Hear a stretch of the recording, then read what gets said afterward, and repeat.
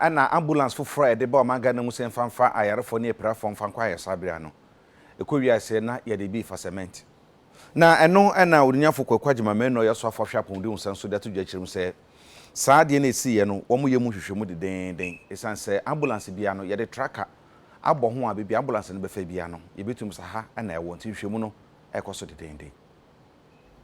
Arise to ask the Minister for Health what mechanism has been put in place by the Ministry to monitor the effectiveness of ambulances distributed recently. Thank you. Mr. Speaker, the National Ambulance Service received the 307 ambulances procured by the government through the Ministry of Special Development Initiatives under the One Constituency, One Ambulance policy on 28 January 2020. After they were commissioned by the President, His Excellency, Nana Addo Dankwa Akufo-Addo. Mr. Speaker, prior to the commissioning, all the ambulances were fitted with tracking devices, with monitoring screens at the National Dispatch Center in Accra to monitor the ambulances for effective operations.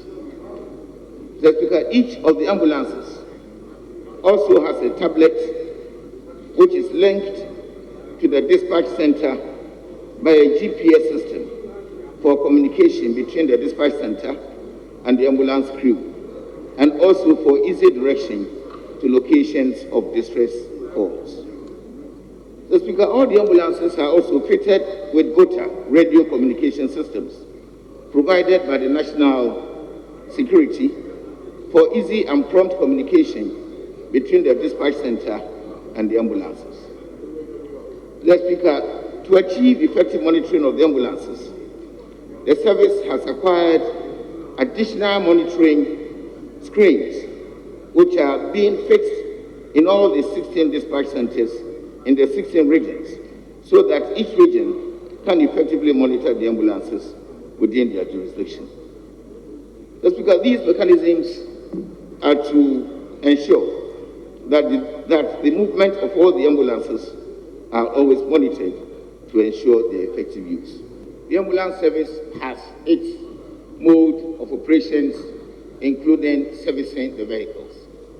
This particular ambulance was one of the 307, and they have signed a service agreement with the supplier for a number of months before the ambulance service could take over the entire service of these ambulances.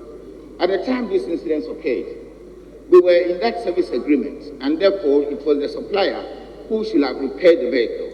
So the supplier's workshop, where this ambulance was actually placed, which caused these particular incidents. At the time, it wasn't even in the hands of the ambulance service. We are using workshops, some belonging to Ghana Health Service, some belonging to ambulance service itself.